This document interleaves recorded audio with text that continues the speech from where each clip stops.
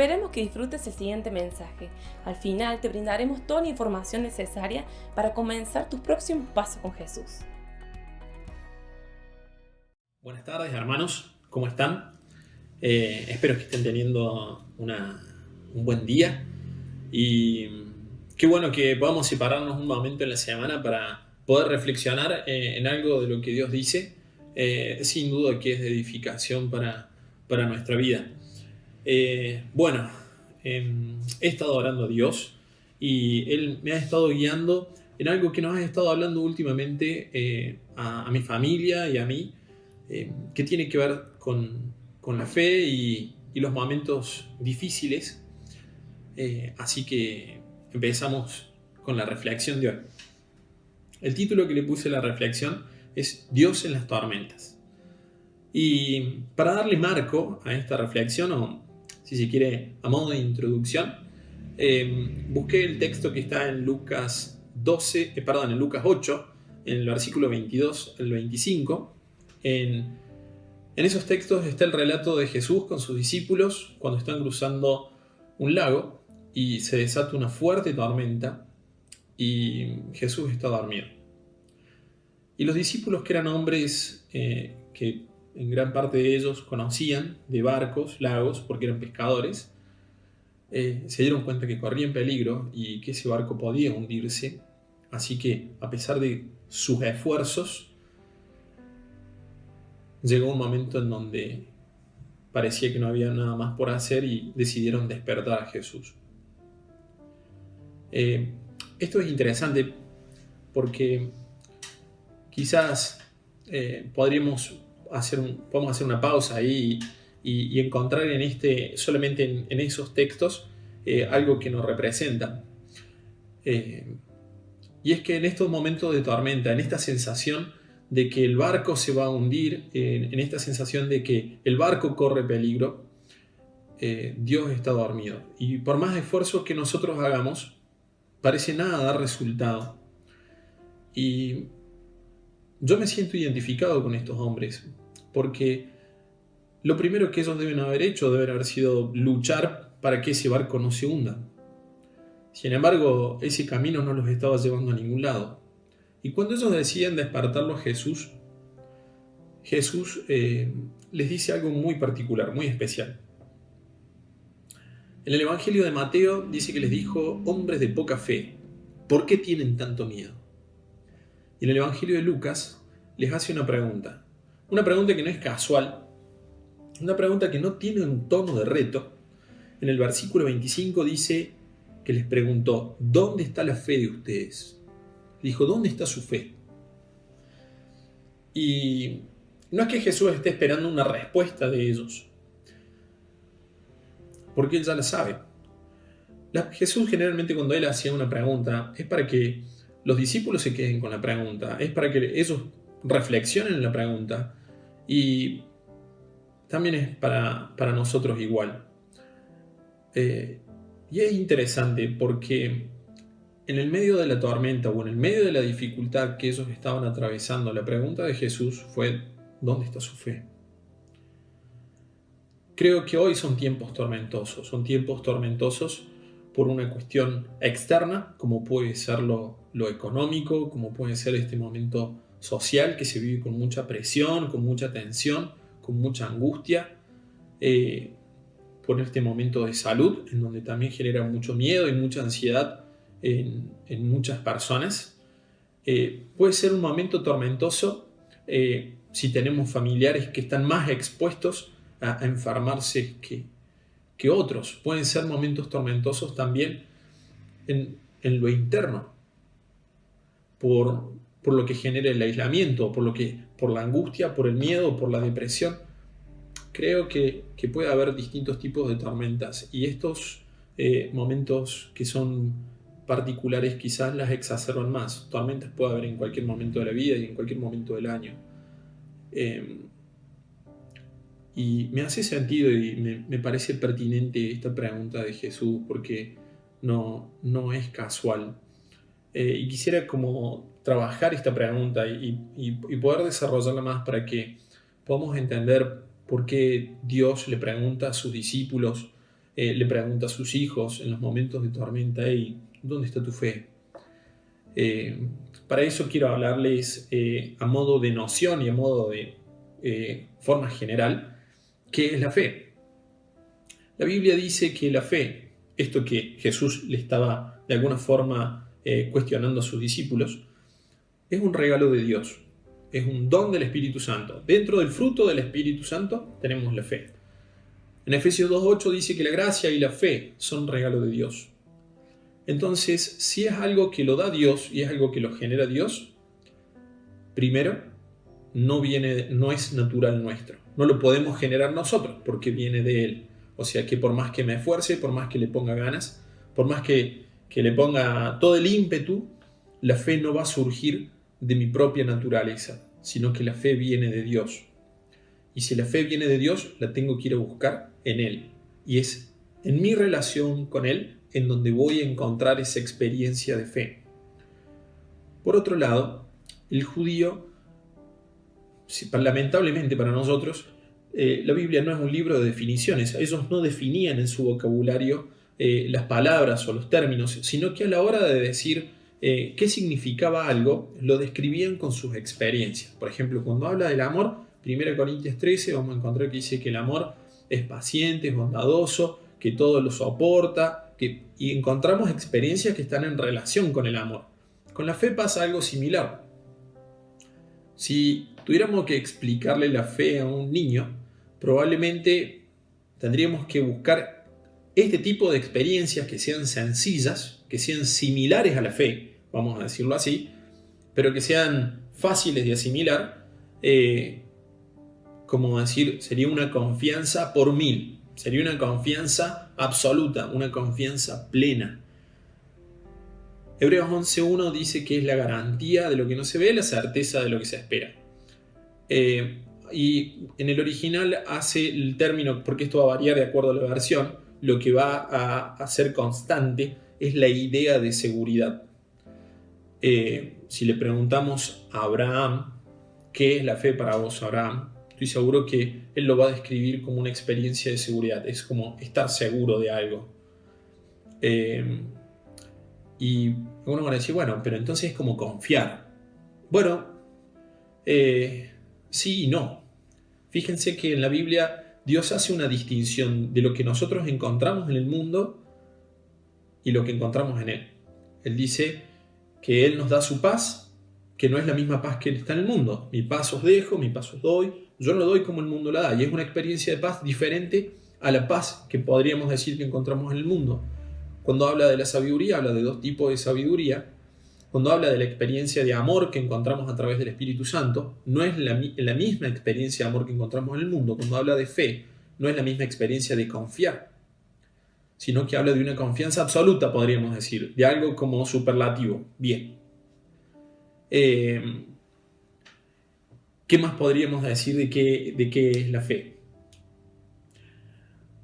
Algo que es importante tener en cuenta, que si bien esta fe viene de Dios, eso no quiere decir que, bueno, entonces yo no tengo ninguna injerencia, digamos, como en el resto de las cualidades del fruto del Espíritu Santo. En este caso, la Biblia nos enseña que la fe se desarrolla cuando nosotros escuchamos la palabra de Dios. Dice que la fe viene por el oír y el oír la palabra de Dios. Y la primera condición es oír.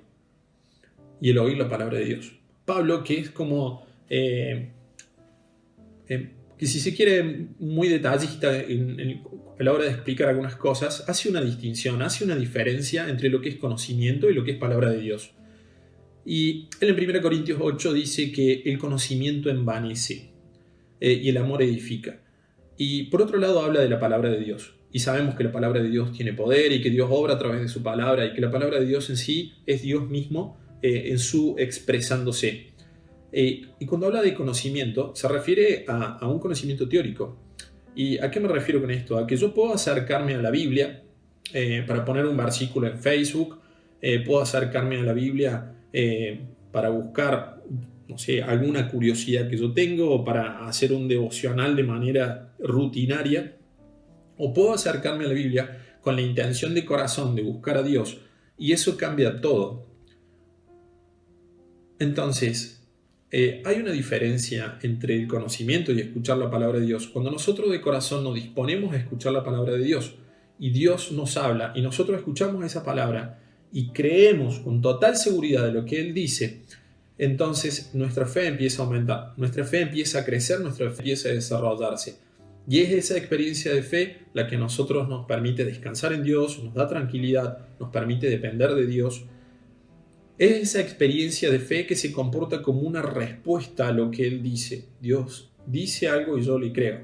Dios le dijo a Noé que tenía que hacer una barca, que tenía que hacer un arca, porque iba a llover. No había llovido nunca en la tierra. Y Noé hizo el arca. No había llovido nunca.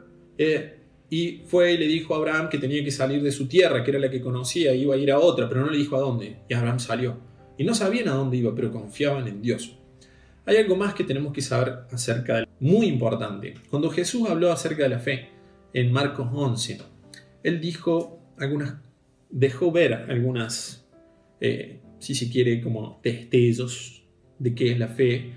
Y dijo, habló de la fe refiriéndose al que cree sin abrigar ni la menor duda. O sea, el que cree sin tener ninguna duda. Y por otro lado dijo que nosotros cuando oremos tengamos la convicción de que ya hemos recibido lo que estamos pidiendo en oración.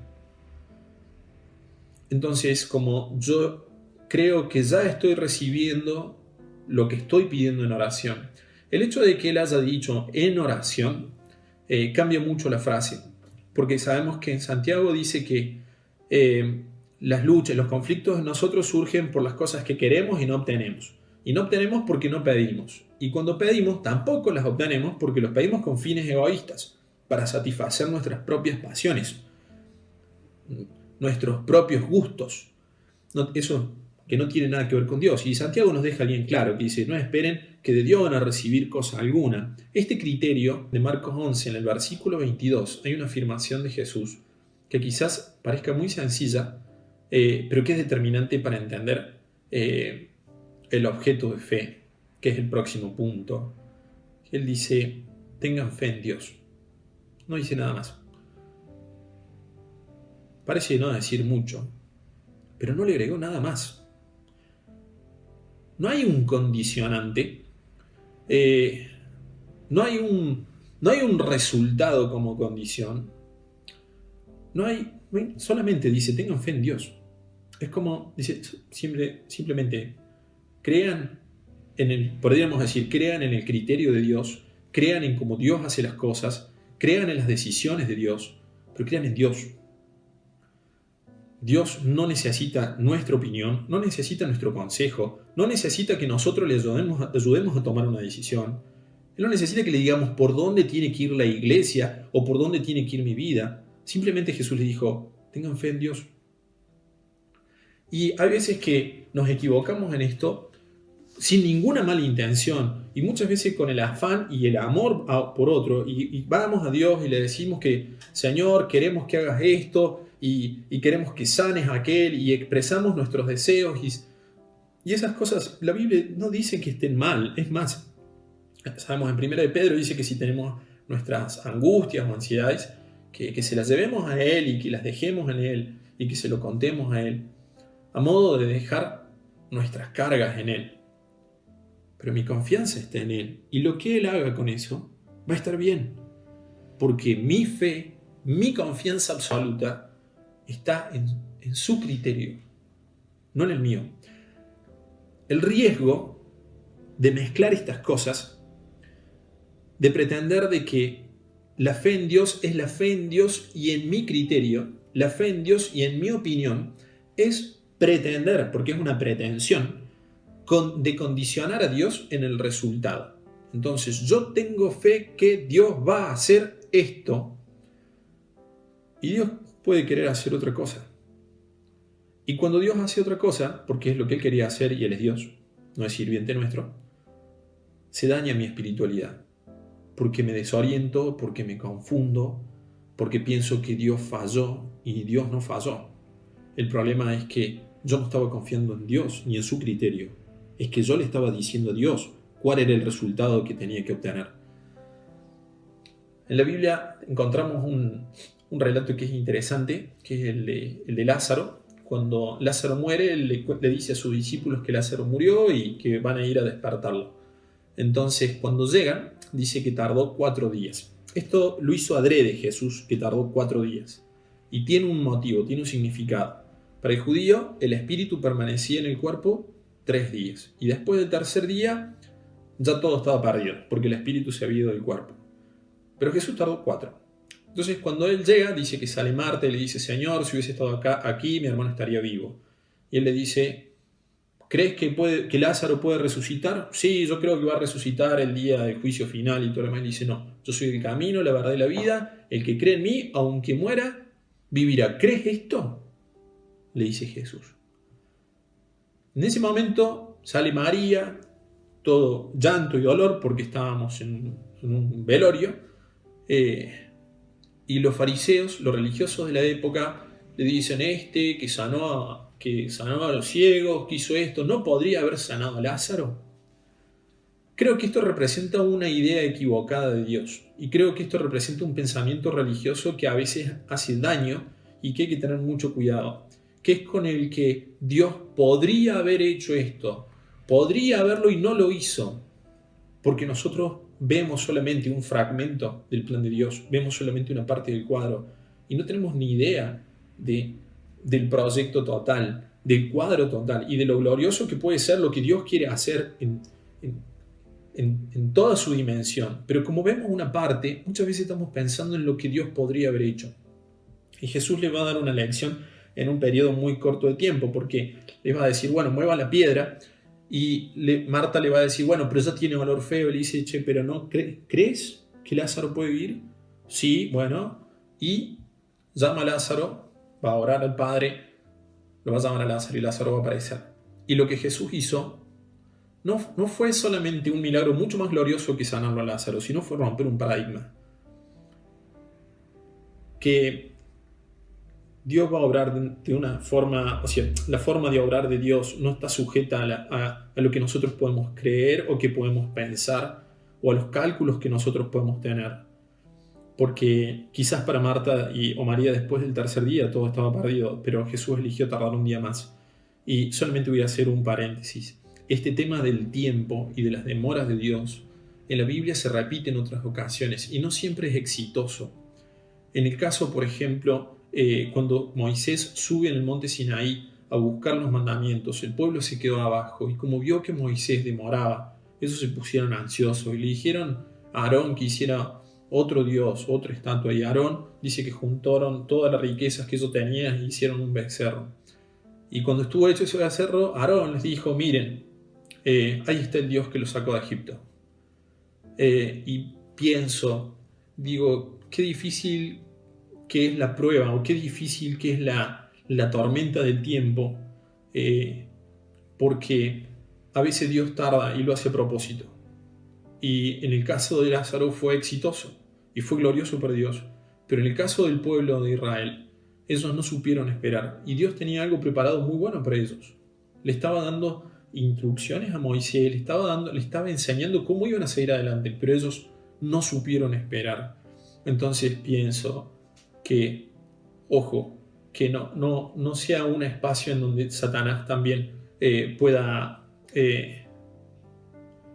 engañarnos o pueda vulnerarnos esta forma que tiene Dios de obrar, de que a veces elige tomarse un día más.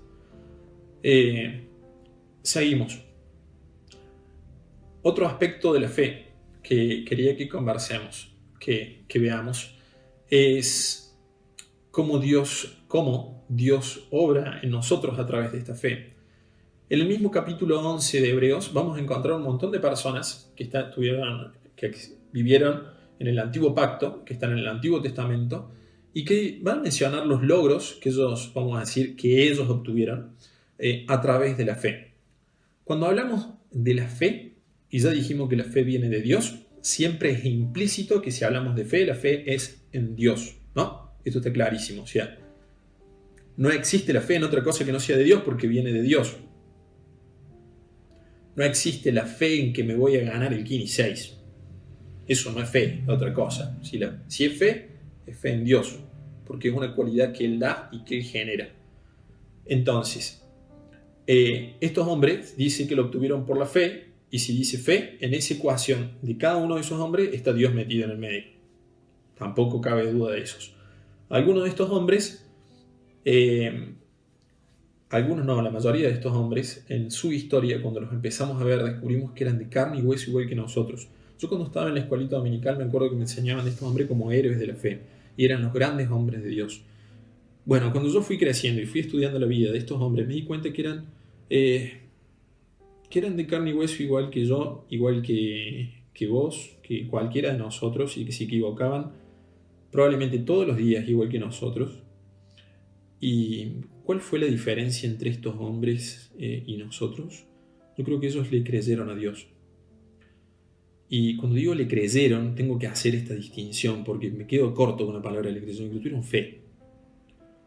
Tuvieron esta fe absoluta en donde ellos estuvieron dispuestos a resignar sus ideas, sus pensamientos, sus sueños y creer lo que Dios decía para ellos. A veces sonaba muy loco lo que Dios decía, sin embargo, ellos creyeron igual. Y lo que quiero mostrarte, de alguna forma, es que ellos no eran grandes hombres, sino que eran hombres que confiaban en Dios.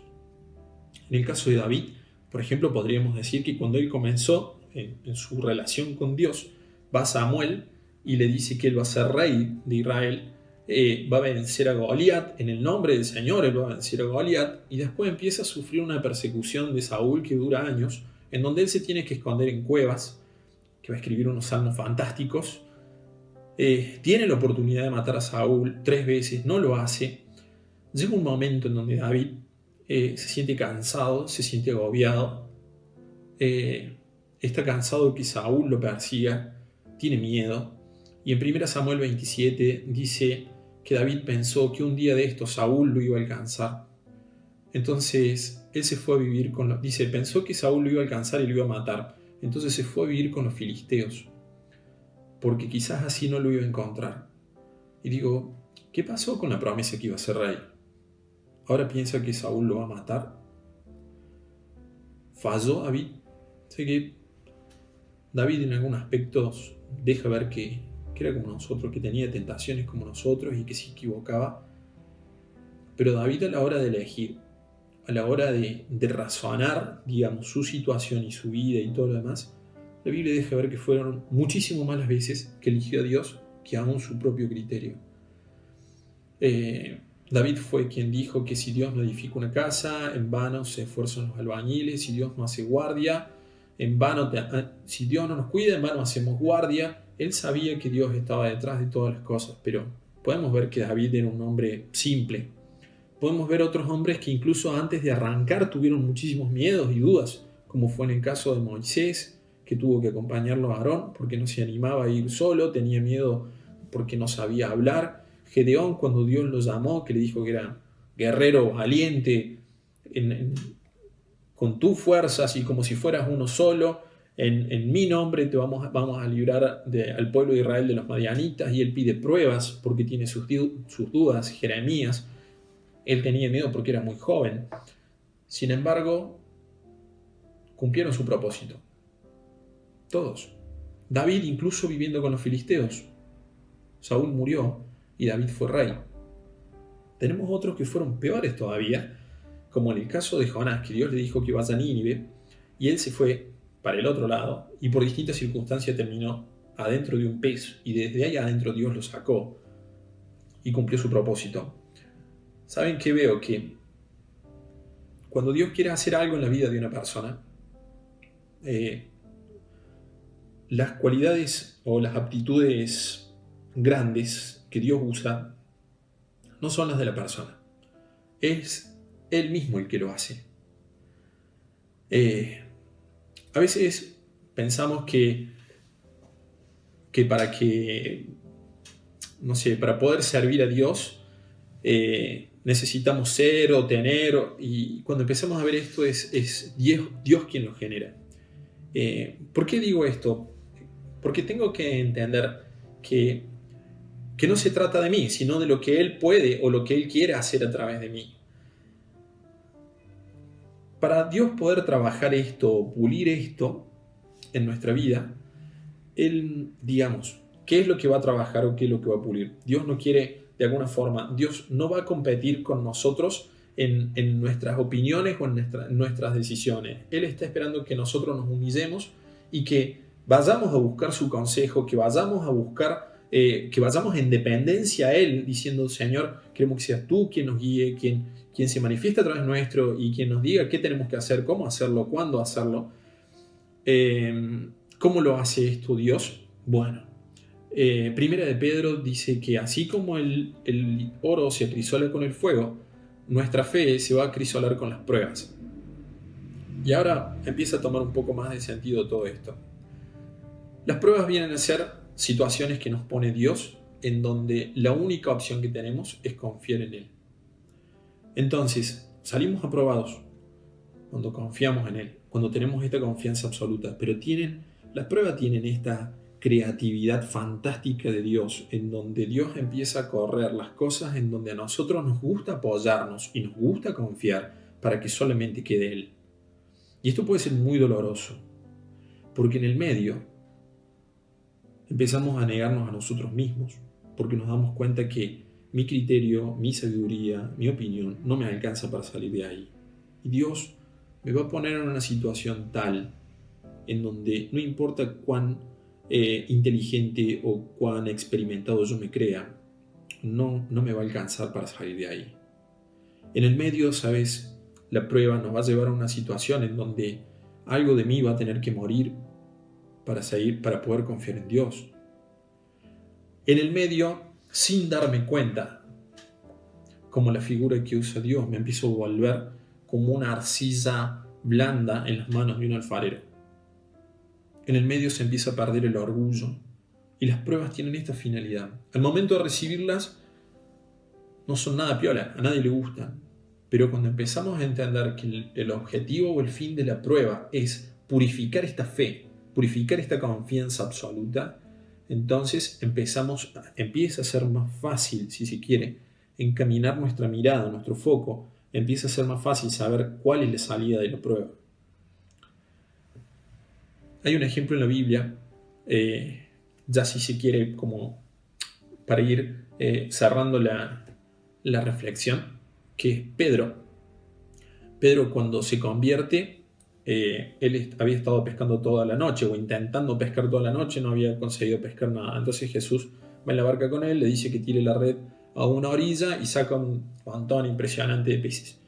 En ese momento Pedro reconoce que Jesús no es un hombre común y corriente y le dice: aléjate de mí porque soy un pecador.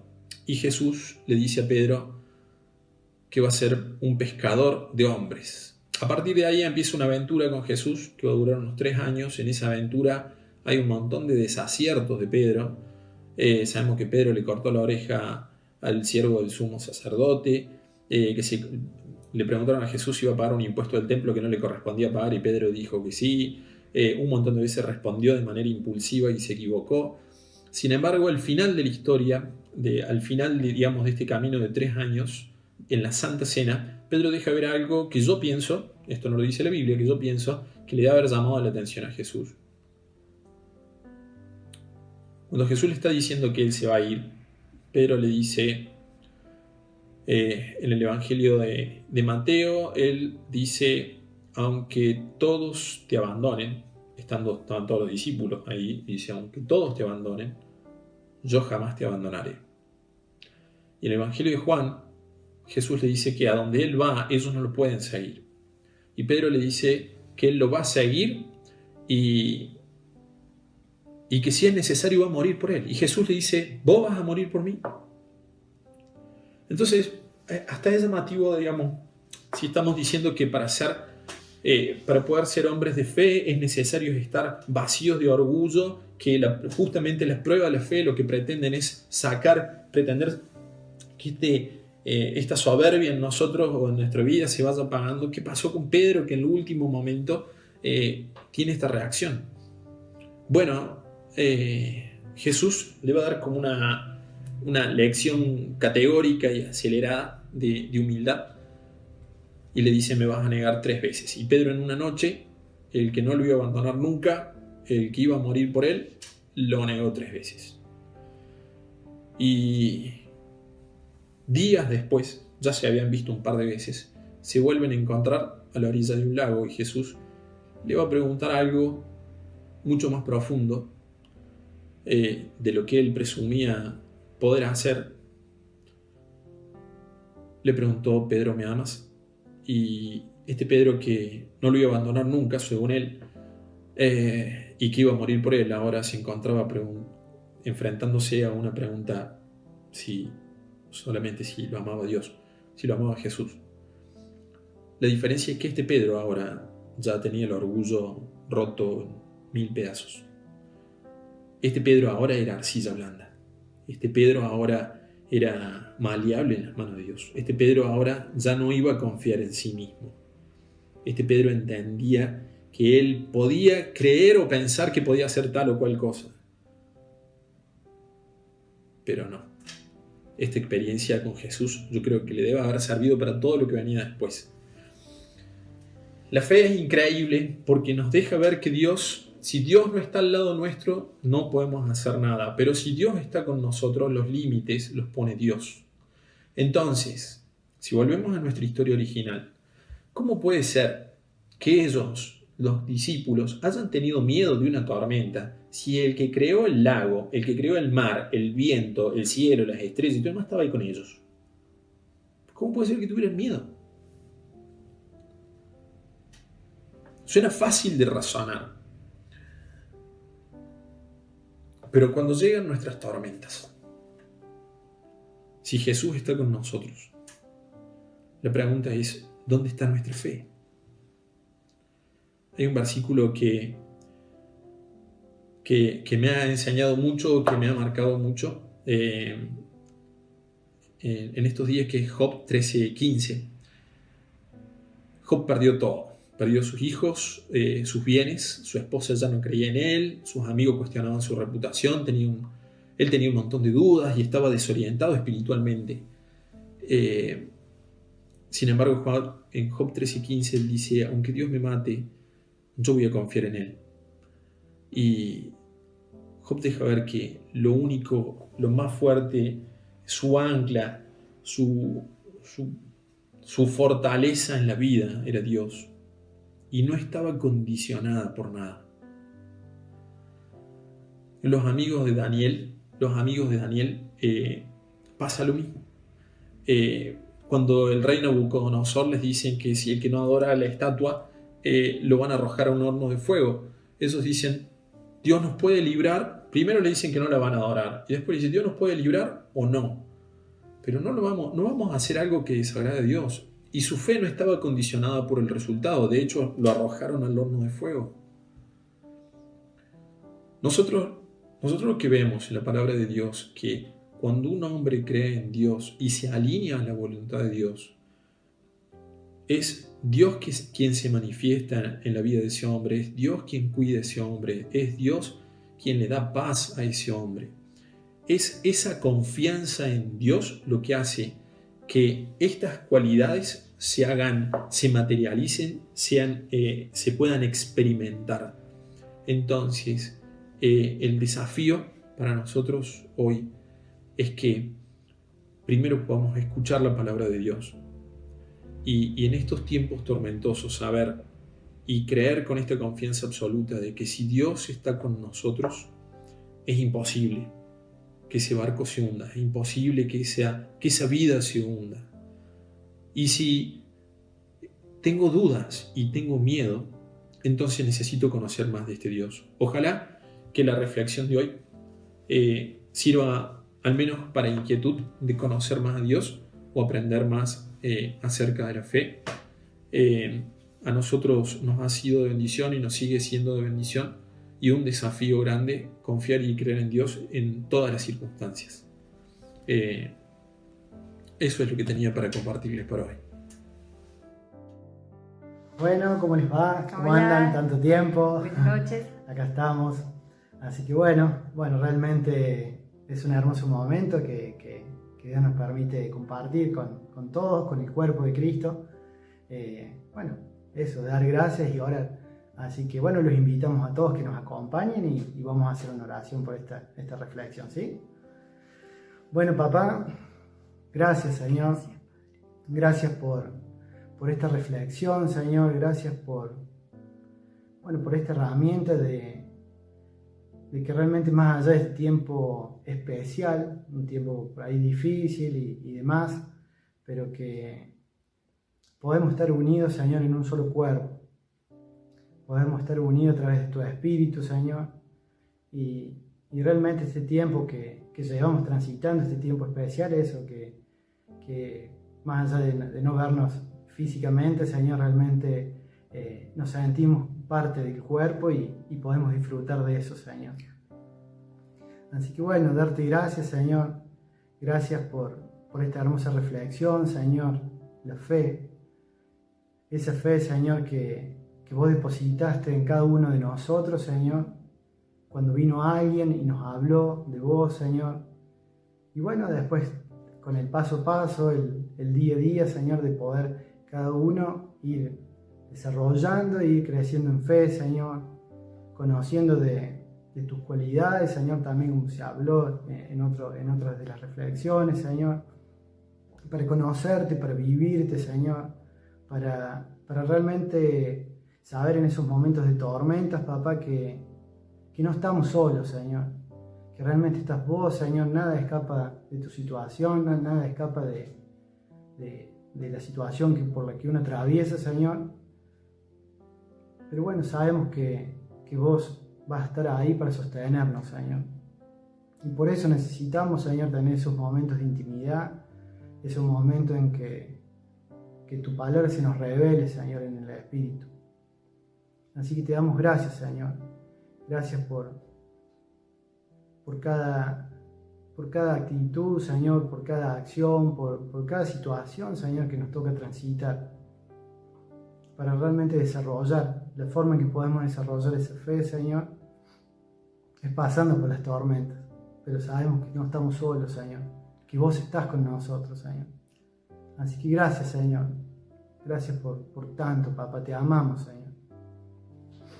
Bueno, Señor, yo te quiero agradecer por este tiempo. Te quiero también pedir por todas aquellas personas que están pasando momentos de tormenta. Como dice tu palabra, las tormentas van a llegar a nuestra vida, algunas más grandes, otras más pequeñas, pero yo te pido que se generen más tiempos de intimidad, Señor, con vos, más tiempos de comunión en esas tormentas. Es ahí donde vos vas a darnos la fuerza, vos vas a darnos la paz, esa paz que sobrepasa todo entendimiento, Señor. Ahí la conocemos, en nuestra habitación, cuando estamos solos con vos, a solas, porque solo vos conoces nuestro corazón, nadie más. Solo vos conoces por lo que cada uno de nosotros pasa cuando atraviesa una tormenta. Señor, te pido por eso, porque tengamos más momentos de intimidad, de comunión, porque de esa forma nuestra fe va aumentando, va a ir creciendo, Señor. Como dice tu palabra, cuando Pedro caminó por las aguas y miraba el agua, se empezaba a hundir, porque había sacado la mirada de Jesús. Entonces,